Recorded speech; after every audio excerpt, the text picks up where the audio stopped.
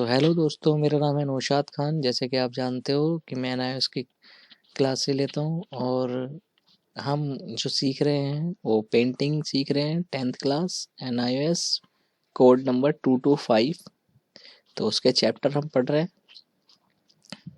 तो इसे हम बहुत अच्छे तरीके से समझेंगे और पढ़ेंगे। और सिर्फ खाली आप सुनते रहो, आपको सुन के ही बहुत अच्छा जो है प्रिपरेशन हो जाएगी और आप बहुत अच्छा सा एग्ज़ाम दे के आओगे। तो ठीक है, स्टार्ट करते हैं। तो स्टार्टिंग है चैप्टर नंबर 8, समकालीन भारतीय कला के पुरोगामी कलाकार। तो क्या होता है समकालीन और ये भारतीय कला और पुरोगामी कलाकार? तो इस लेसन में हम इन्हीं के बारे में पढ़ेंगे, इन्हीं के बारे में समझेंगे। तो जी स्टार्ट करते हैं।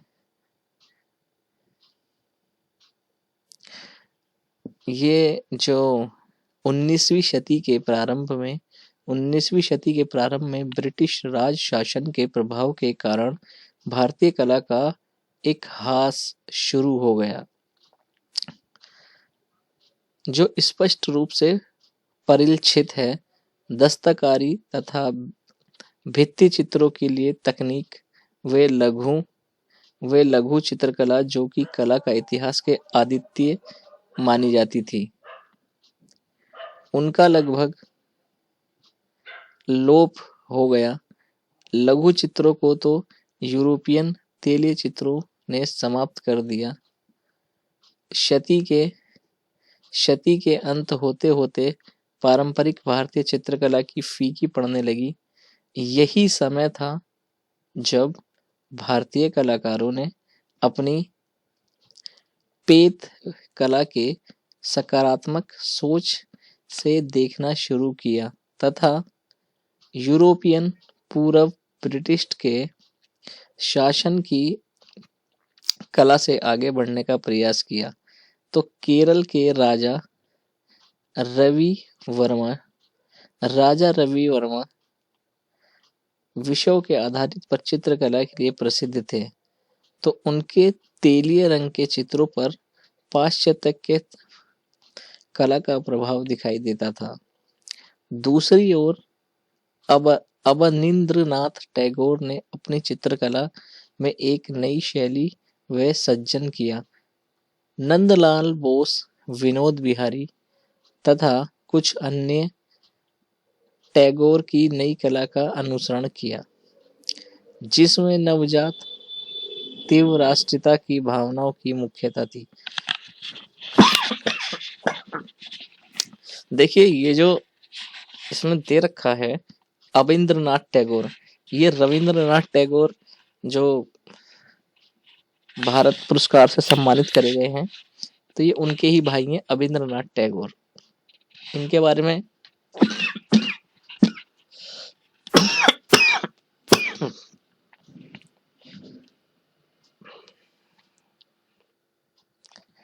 तो सॉरी दोस्तों, अपनी कला में एक नई शैली का सृजन किया। अच्छा, नंदलाल बोस, बिहारी बोस तथा अन्य कुछ नए टैगोर की अन्य कला के अनुसरण किया, जिसमें कि नवजाति राष्ट्रीयता की भावना की प्रमुखता थी। इस कारण की 20वीं शती के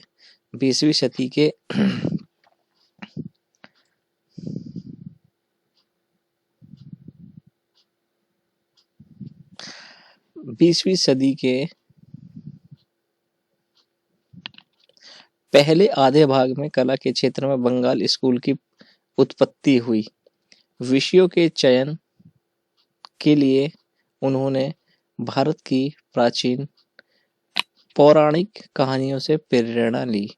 तो इन कलाकारों ने पाश्चात्य यथार्थवाद को अस्वीकृत किया तथा भारतीय कला के आदर्शवाद को प्राथमिकता दी और जामिनी राय में अपनी कला में लोक कला को अपनाया।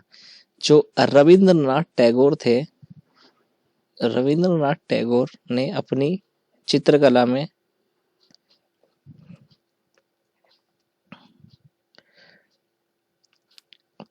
अभिव्यक्ति और अभिव्यंजना को प्रस्तुत किया। इन कलाकारों ने शैली तथा चीनी शैली का अनुसरण करते हुए पारंपरिक पानी के रंगों तथा तकनीक के साथ प्रयोग किए। उन्होंने अपने प्रयोगों में लघु चित्रों, भित्ति चित्रों तथा लोक सभा से प्रेरणा ली। बाद में आमतौर पर शेरगिल तथा कुछ अन्य कलाकारों ने पाश्चात्य तथा भारतीय परंपराओं को अपनाया। भारतीय आधुनिक कला के क्षेत्र में अमृता अमृता शेरगिल योगदान आदित्य है। इस कला के क्षेत्र में पहली महिला होने का श्रेय अमृता शेरगिल को इस समकालीन में भारतीय कलाकारों के इतिहास में इन सभी कलाकारों ने विशिष्ट कला की कलाकृतियां बनाई हैं।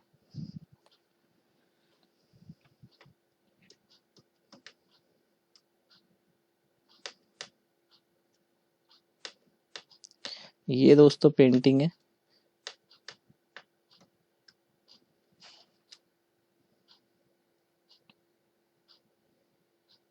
इसमें थोड़ी साफ नहीं आ रही है, बस ये कि थोड़ा साफ करने की कोशिश करते हैं, देखते हैं कितनी साफ हो पाती है।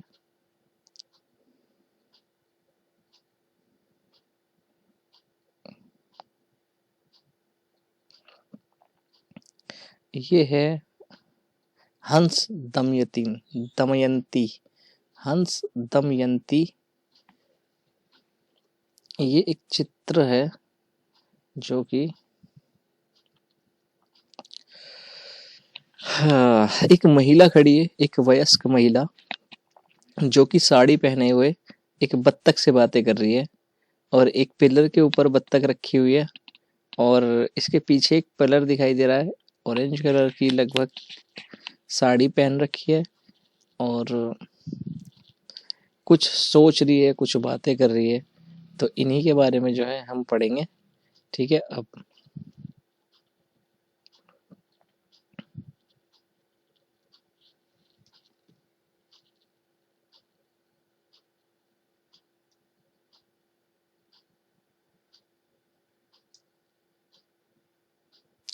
तो चलो जी चलते हैं आगे पेज में, मॉडल नंबर 3 में।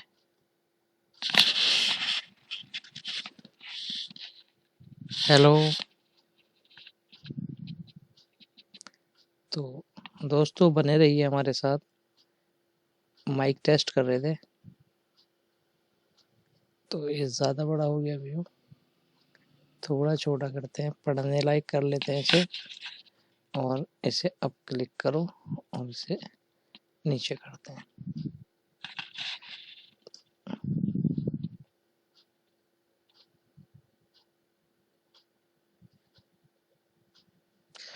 जी। तो इनका जो उद्देश्य है इस पाठ में बता रखा है, आधुनिक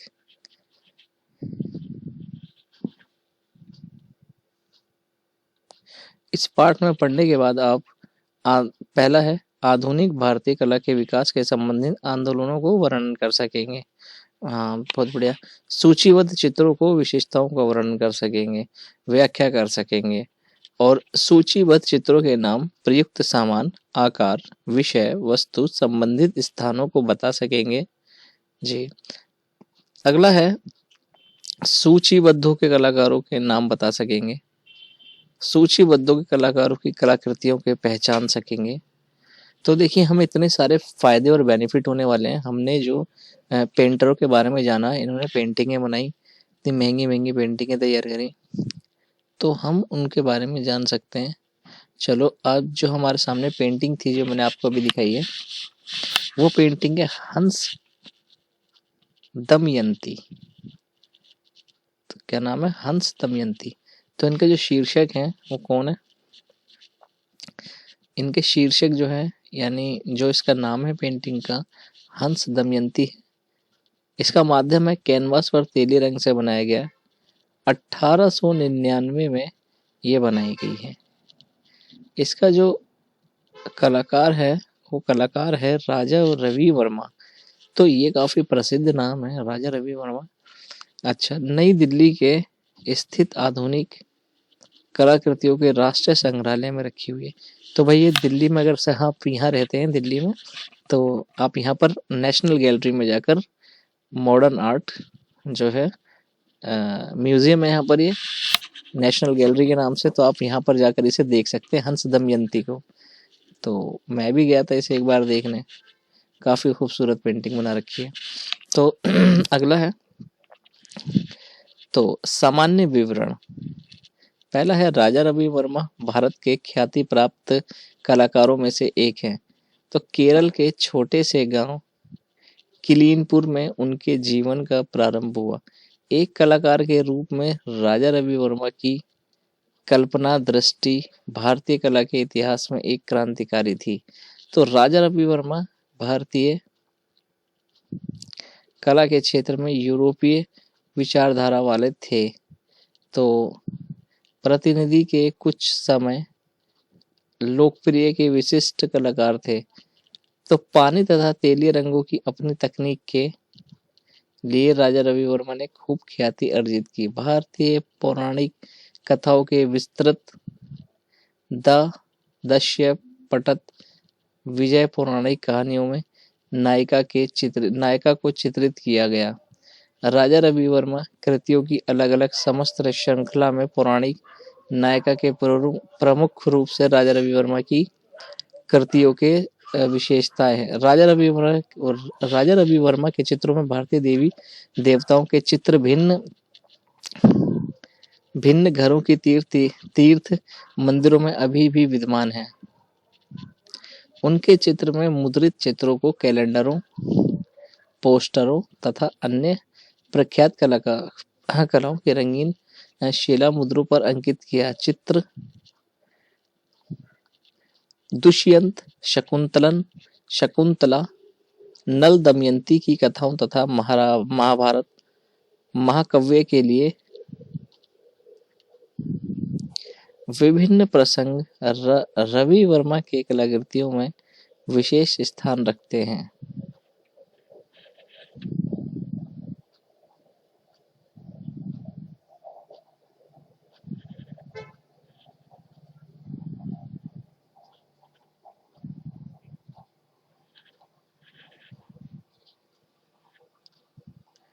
हंस दमयंती राजा रवि वर्मा के सबसे अधिक प्रसिद्ध कृतियों में से एक है। इसे 1899 में तेली रंगों से बनाया गया था और जब इसे मद्रास आजकल चेन्नई फाइन आर्ट प्रदर्शनी में पहली बार दिखाया गया तो एक सनसनी सी फैल गई।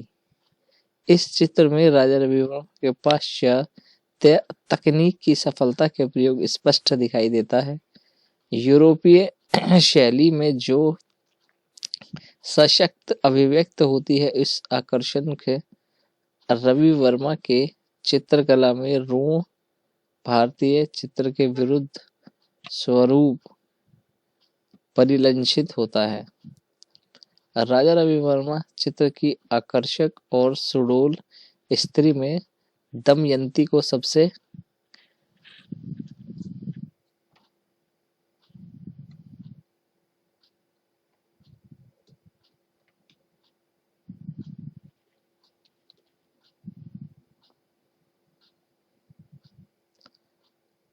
खूबसूरत चित्रों में चित्रित किया गया है।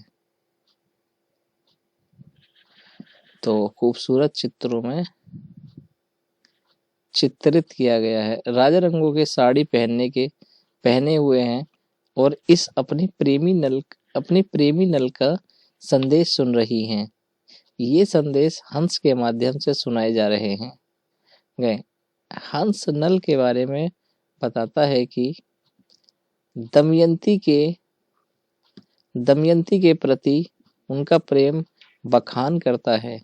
दमयंती की मौन प्रेम भावना, उसकी आंखों की चमक, गालों की क्रांति अभिव्यक्त हो रही है।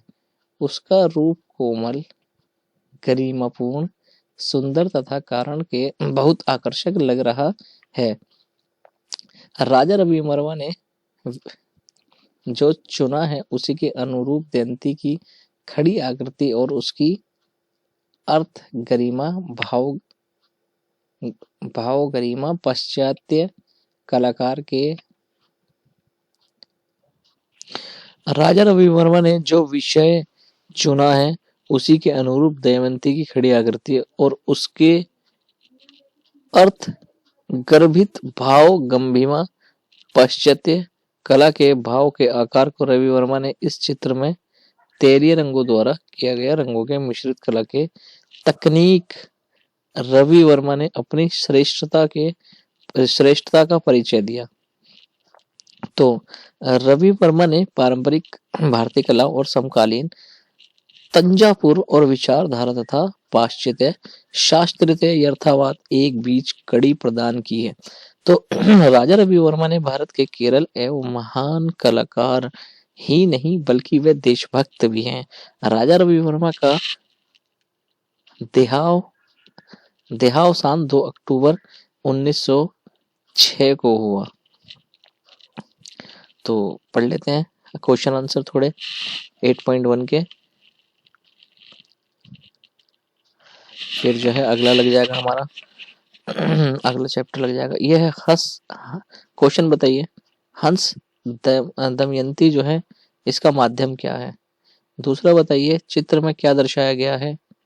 तीसरा है राजा रवि वर्मा कौन सी कड़ी जोड़ी। चौथा है अपनी कला के प्रस्तुत करने के लिए रवि वर्मा ने किन तरीकों को अपनाया। तो ये सारे क्वेश्चन आंसर अभी मैंने पढ़ के सुनाए तो आप इन्हें दीजिए। तो अगला जो है अगला आ जाएगा ब्रह्मचारीज ये भी एक पेंटिंग है। तो इस क्या है ये इसके बारे में पढ़ते हैं थोड़ा सा। ब्रह्मचारीज जो है इसका शीर्षक है मतलब उसका नाम है पेंटिंग का। माध्यम है उसका कैनवास रंग तेली रंग से। समय है 1938 में बनी और इसका जो बनाया ये एक लड़की ने बनाया है अमता शेरगिल। इसका अमृता नाम होना चाहिए था वैसे अमता लिखा हुआ है कोई दिक्कत नहीं। अच्छा ये कहाँ रखी हुई है पेंटिंग। ये पेंटिंग रखी है नई दिल्ली में स्थित आधुनिक कला राष्ट्रीय संग्रहालय national gallery of the art में मॉडर्न ऑफ द आर्ट में। तो ये दिल्ली में अगर आप रहते हो तो जरूर देखने जाओ बहुत बढ़िया बढ़िया पेंटिंग है। और सामान्य इनका विवरण जान लेते हैं। सामान्य विवरण क्या है। 20वीं शती में भारत ने समकालीन कला क्षेत्रों में अमृता शेरगिल की उपस्थिति में एक घटना मानी जाती है। उसके पिता का नाम सरदार उमराव सिंह शेरगिल था। तो उनकी माता हंगरी की एक लेडी अंतोइनेट थी। अमृता ने अपने जीवन के प्रारंभिक शुरू में यूरोप में गुजारे। पेरिस में उच्च स्तरीय कला के सर्वोच्चतम शिक्षा की। उस उत्तर प्रभाववादी कलाओं में बहुत प्रभाव है। तो उन कलाकृतियों में मोदी गिलानी और मोदी गिलियन तथा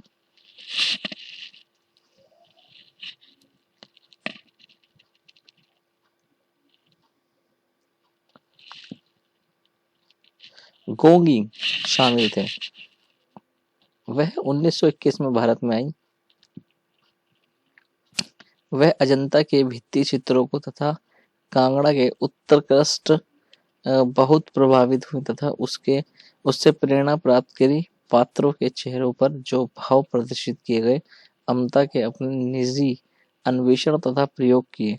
तो अमृता ने कलाकृतियों के आसपास केवल एक प्रतिरूप ही नहीं बल्कि उन कृतियों का सूक्ष्म दर्शन झलकता है जो उसके प्रस्तुतिकरण में रंगों का आकार तथा भावनाओं को अपूर्व संयोजन है। दक्षिण भारत के दौर में उन्होंने बड़ी प्रेरणा प्राप्त की जिसके फलस्वरूप उन्होंने दुल्हन का श्रृंगार यानी ब्राइडल टॉयल्स भारत में चित्र बनाए। इसी प्रकार ब्रह्मचारी तथा बाजार में जाते हुए दक्षिण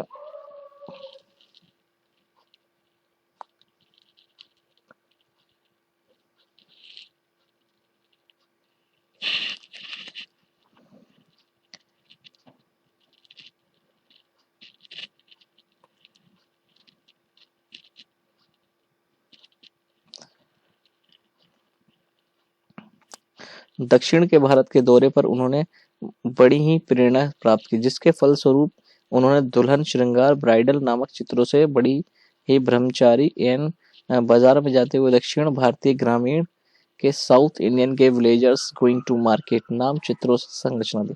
अमृता शेरगिल के ब्रह्मचारी के 1938 में बनाया गया चित्र में अमृता की परंपरावादी दक्षिण भारत में अभी भी प्रचलित हिंदू प्रथाओं में आकृतियों में दिखाई देती है। अमृता के आश्रम में कुछ ब्रह्मचारी विद्यार्थियों को देखा। उन्होंने उन ब्रह्मचारी विद्यार्थियों की सहजता देखकर अपने चित्र में चित्रित किया, जिससे पीछे वे ब्रह्मचारी विद्यार्थियों की हिंदू आस्थाओं को पूर्ण विश्वास से चित्रित किया गया है। इस चित्र में समतल धरातल सीधे खड़े रूप में चित्रित किया गया है और शरीर के विभिन्न रंगों की काफी महत्वता दी गई और गहरे लाल रंग की पृष्ठभूमि सफेद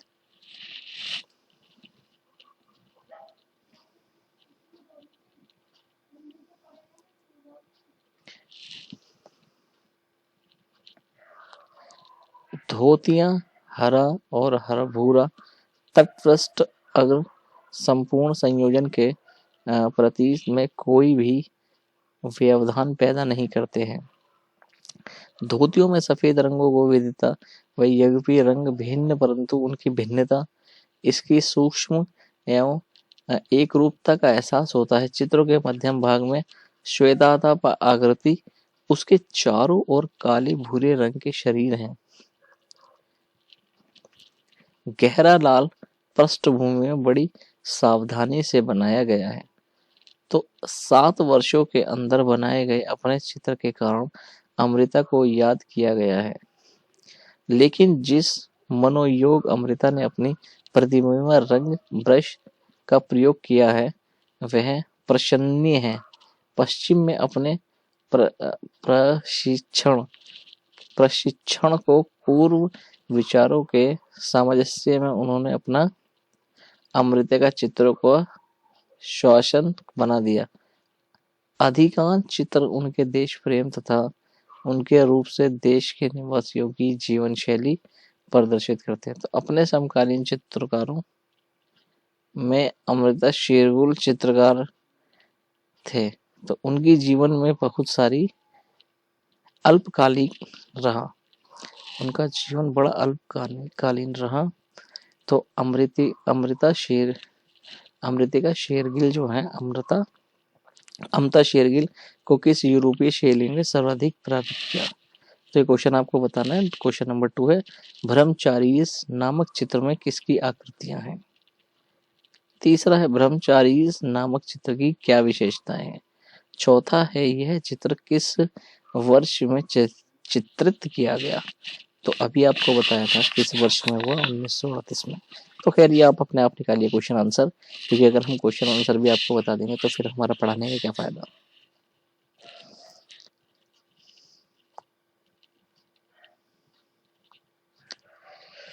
द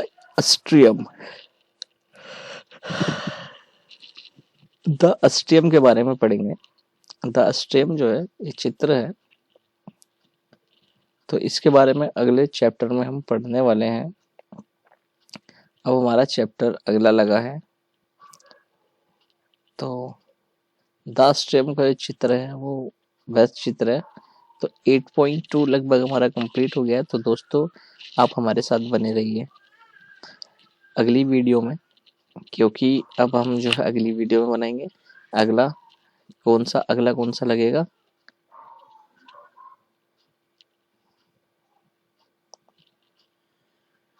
द अस्ट्रियम अगला है, नेक्स्ट पार्ट हमारा द अस्ट्रियम के बारे में आपको पढ़ाएंगे। तो शेयर कीजिए हमारी वीडियो और दूसरे बच्चों को भी, और लाइक कीजिए, सब्सक्राइब कीजिए। थैंक यू यहाँ तक वीडियो को देखने के लिए।